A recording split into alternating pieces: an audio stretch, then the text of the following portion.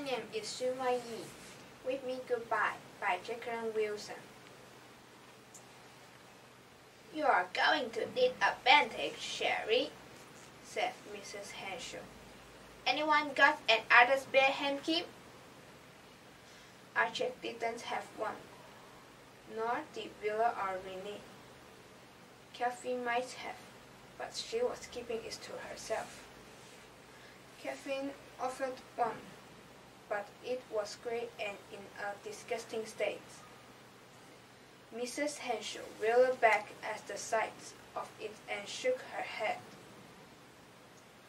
Then she looked up at Mr. Bentley. Aha! I can see a lovely clean white handkerchief peeping out of your top pocket, Mr. Bentley, she said. He sighed and handed it over. Mrs. Henshaw bound it tightly around the word's knee. There now, that should staunch the fall. Now, let's see if you can walk up those poly legs. She helped me up, and I walked gingerly. They're right, as Ring, said Mr. Bentley.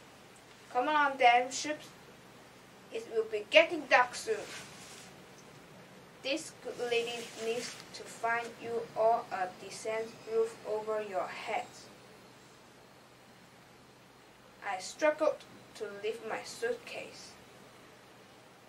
Mrs. Henshaw looked pointedly at Mr. Bentley. We don't want her tripping all over again, she said.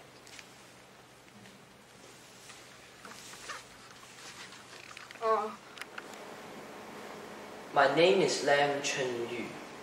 Dodger by Terry Pratchett. Dodger thought his head would explode. What a thing to find out. You get up, you walk around, you think you know everything there is to know, and suddenly it turns out that up in the sky, everything is spinning around like a top. He felt almost indignant that he hadn't been let into the secret before, and as they continued their walk, he listened hard as Solomon imparted as much astronomy as he could remember. A process which ended when Dodger said, "Can we get to any of these worlds?" Very unlikely. They are a long way off. Dodger hesitated at this and said, "As far away as Bristol, maybe?" He had heard of Bristol, apparently a big port, but not as big as London. Solomon sighed and said, "Alas, Dodger, it is much, much further away than Bristol. It is even much further away than Van Diemen's Land, which I believe is the furthest you can go from here, it being on the other side of the world." It seemed to Dodger that everything he was told by Solomon stuck him like a silver pin, which didn't hurt, but filled him up with a sort of fuzz. He was beginning to see a world that stretched far beyond the tunnels, beneath the streets, a world which was filled with things he didn't know. My name is Yuan Jackie. La Belle Sauvage, The Book of Dust, Volume 1, by Philip Pullman. What's he doing? Whispered Malcolm.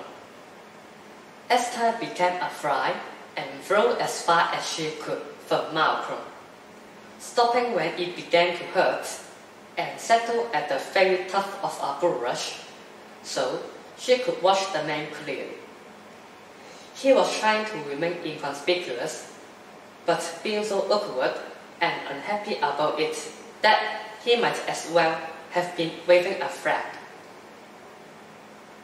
Esther saw his demon, a cat, moving among the lowest branches of the oak tree, while he stood below and looked up and down the towpath.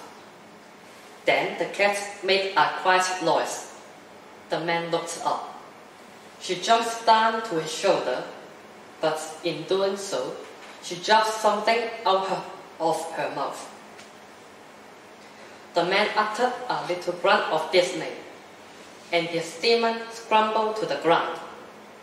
They began to cast around, looking under the tree, at the edge of the water, among the scrubby grass. What is chop? Malcolm whispered, like a lot, about the size of a lot. Do you see where it went? I think so. I think it branched off the bottom of the tree and went under the bush there. Look, they are pretending not to look for it. They were too. My name is Silpat Yu. Harry Potter and the Globules of Fire by J.K. Rowling.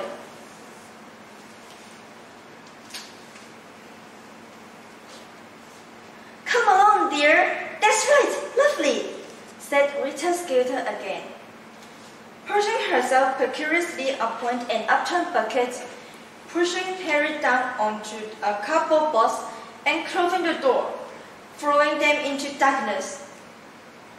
Let's see now. She unsnapped her crocodile skin handbag and pulled out a handful of candles, which she lit with a wave of her wand and measured into mid-air so that they could see what they were doing.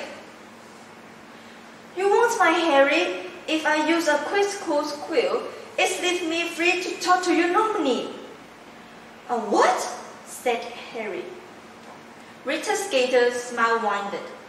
Harry clenched 3 gold teeth. She reached again into her crocodile bag and drew out a long acid green quill and a roll of parchment, which she sketched out between them on a crate of Mrs. Gower's all-purpose magical mess remover. She put the tip of the green quill into her mouth, sucked it for a moment with apparent relish, then placed it upright on the parchment, where it stood balanced on its points, quivering slightly. Testing, my name is Rita Skeeter, Daily Products Reporter. Harry looked down quickly at the quill. The moment Rita Skeeter had spoken, the green quill had started to scribble, skidding across the parchment.